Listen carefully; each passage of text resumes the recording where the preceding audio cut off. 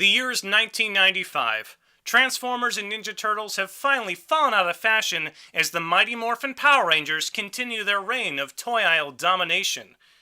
I was a whole 6 years old at the time, but I still quite clearly remember begging my poor mother to take me to see the amazing, the spectacular Mighty Morphin Power Rangers, the movie.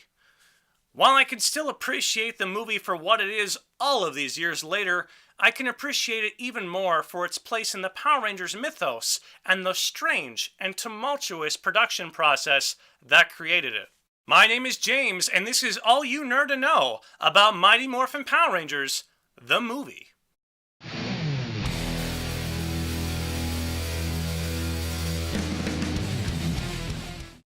Flashback to March 1994. Mighty Morphin Power Rangers had been on the air now for several months, and holiday toy sales were through the roof.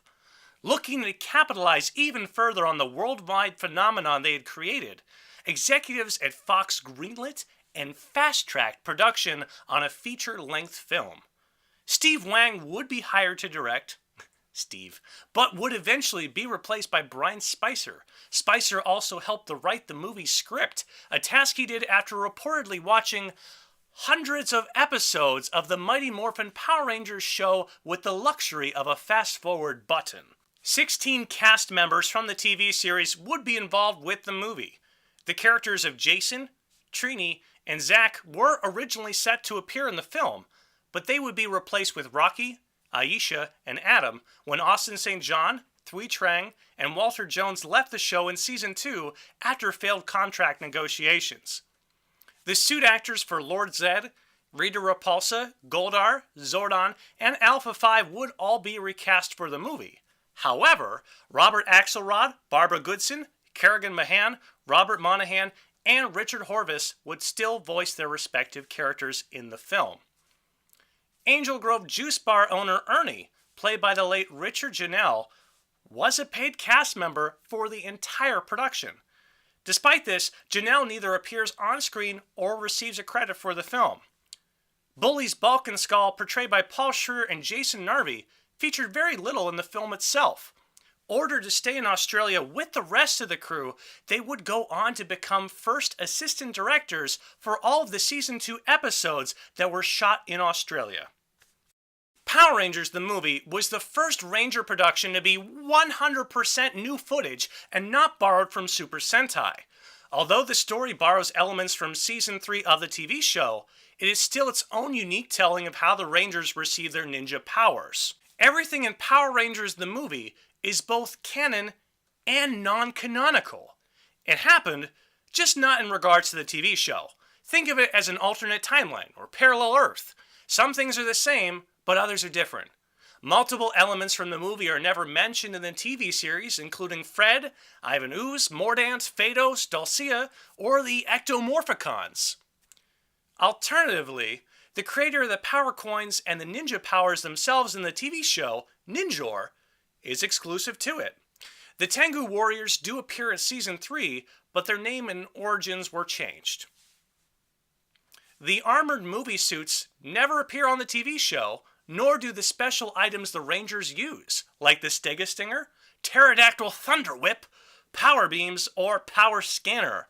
The TV Rangers do get special armored suits halfway through Season 3, but these are just shiny versions of the standard spandex suits. Accomplished English actor Paul Freeman would portray the film's antagonist, Ivan Ooze. Freeman is best known for his role as Belloc in Raiders of the Lost Ark and Reverend Shooter in the fantastic R-rated action comedy Hot Fuzz.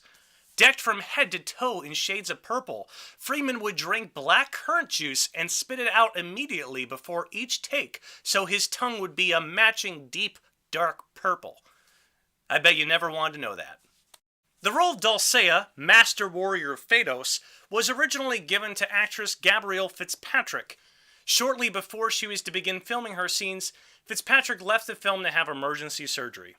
The role of Dulcea was passed on to actress Mariska Hargitay, now known for her role as Olivia Benson in Law & Order Special Victims Unit.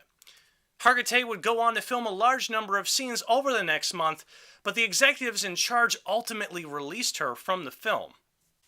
By this time, Fitzpatrick had healed from her surgery and was asked to rejoin the cast in her original role. Time and budget restraints would prevent the majority of the Dulcia scenes from being reshot, limiting the character's screen time and decreasing her overall importance to the plot. Sadly, this also means the scene where each ranger receives a color-coded sleeping bag was left on the cutting room floor. Shucks. A feature film budget allowed the design team to break away from the traditional spandex suits of the TV show and attempt a more stylized, armored, realistic approach for the Rangers. These movie suits were made primarily of PVC and metal and weighed approximately 40 pounds each. Actresses Amy Jo Johnson and Karen Ashley have often stated that the suits were extremely uncomfortable and left them with lingering back pain.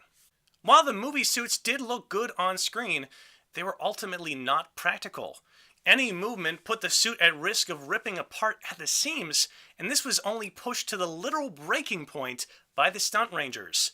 Even today, you can still find official promotional images of the White Ranger where he has a giant rip in his pants, right in the crotchal region.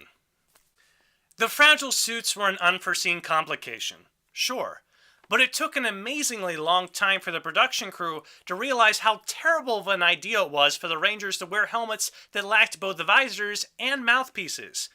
Executives were afraid that the actors wouldn't be able to properly emote with a fully covered face, so they got rid of half the helmet.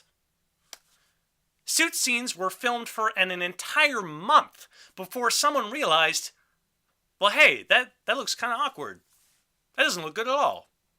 4 weeks of suit footage would be scrapped, and then all of the scenes would be reshot with the proper helmets. Accompanying the well-established henchman Goldar was Mordant, a pig guy with a metal belly shirt and a monocle, keeping it classy.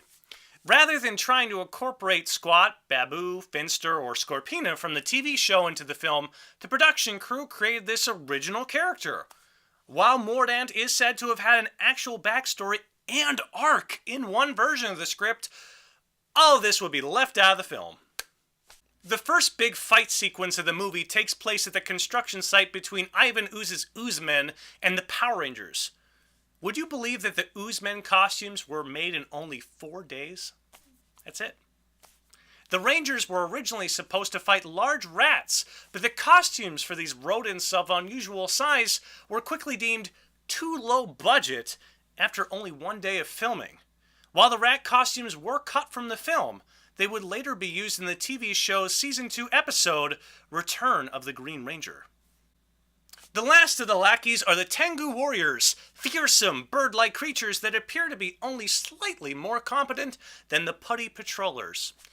These monsters were an original creation for Mighty Morphin Power Rangers the movie, but would be introduced to the series in Season 3 as a wedding gift to Rita Repulsa from her brother, Rita Revolto. In addition, the name would change from Tengu Warriors to Tenga Warriors. Like Jenga, but with a T. Unlike the TV series, Power Rangers the movie was filmed entirely in Australia. While there were several reasons for this move, it was mostly because the actors were only available to shoot from October through December, and the production crew wanted to avoid winter in the United States. As I explained earlier, there were several different big problems with the production that pushed its time frame back by 3 months. They couldn't keep on affording to fly the actors back and forth to and from California just to film the TV series, so part of Season 2 was shot in Australia with the hero actors. Morph suit footage for Season 2 would be shot simultaneously back in California. The location and scenery change was often not mentioned or addressed in the Season 2 episodes. However, in the 3-part episode, The Wedding, the Ranger team was sent to Australia as part of a teen ambassador exchange. The final scene in Power Rangers the movie sees our heroes being thanked by the citizens of Angel Grove with a spectacular fireworks display. This finale was shot on location, of course, in Australia at Darling Harbour in Sydney, and by all accounts was a complete and total disaster. Hoping to reduce costs by not hiring extras, members of the public were invited to come and see the Power Rangers through a variety of print and radio ads.